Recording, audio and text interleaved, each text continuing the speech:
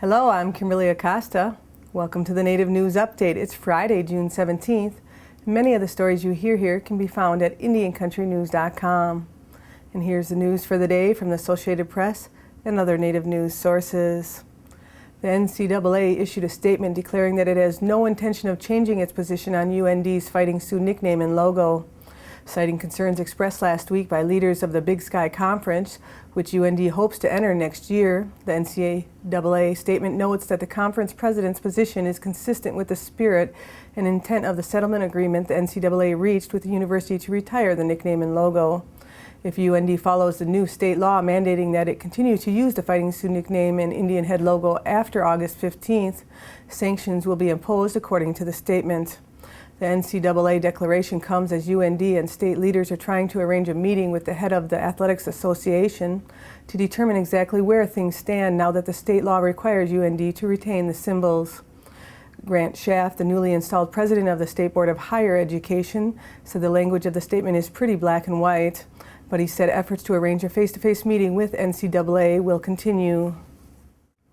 A national summit will be held this summer to address the growing number of Native American teens who are committing suicide. Assistant U.S. Indian Affairs Secretary Larry Accohawk told a conference in Milwaukee, Wisconsin this week that his agency is stepping up efforts to address the problem.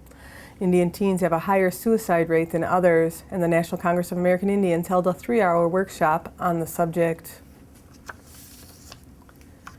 In a protest of the Marine Life Protection Act's protected areas, the Yurok tribe and the Klamath Justice Coalition plan to assert their cultural rights to gather resources June 18th at the beaches across the north coast of California. The tribe announced the event in a press release asking for Native Americans from Tolowa County to the Winnot Nation to harvest marine resources at culturally critical beaches armed only with their tribal identification cards. There will be tribal members at Patrick's Point State Park at 5:30 a.m., Clam Beach State Park at 7:30 a.m. and Wilson Creek Beach near Klamath at 8:30 a.m. We don't perceive traditional tribal gathering of ocean resources to be some kind of delinquent activity, but the state and feds do, Yurok Tribal Heritage Preservation Officer Bob McConnell said. We harvest from the ocean for our ceremonies and physical health. It is time to decriminalize our culture. The act looks to restrict or eliminate fishing and gathering in a variety of marine habitats in the state waters, creating a network of marine protected areas along the 1,100-mile California coastline. 6 people were arrested, including 4 Native Americans, after they locked themselves to heavy equipment, protesting the destruction of the sacred San Francisco Peaks near Flagstaff, Arizona.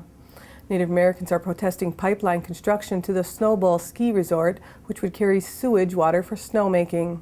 According to a spokesperson for the protesters, Beth Levely, the protesters were chained for about 5 hours before police unchained and arrested them. Over the last several years, Native American tribes from throughout northern Arizona have fought a legal battle to prevent the project from being built. The tribes have argued that the use of the reclaimed wastewater desecrates the sacred peaks and that construction will scar the mountain. The Ninth Circuit Court of Appeals recently upheld a judge's ruling that the project could go forward. Construction of the 14.8-mile pipeline began on May 25th.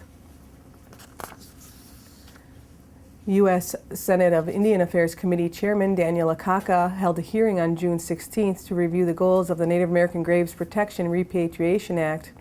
The federal law is designed to provide a process for museums and federal agencies to return Native American cultural items to descendants, tribes, and Native Hawaiian organizations. Since the law was enacted in 1990, more than 40,000 human remains, 1.1 million funerary objects, 5,500 sacred objects, and 21,000 patrimonial objects have been found eligible for repatriation. Congress's watchdog arm has found that the remains of thousands of Native Americans still are warehoused in federal agencies, museums, and other institutions 20 years after lawmakers ordered them to be repatriated to tribes, and it could take many more years to return the remains.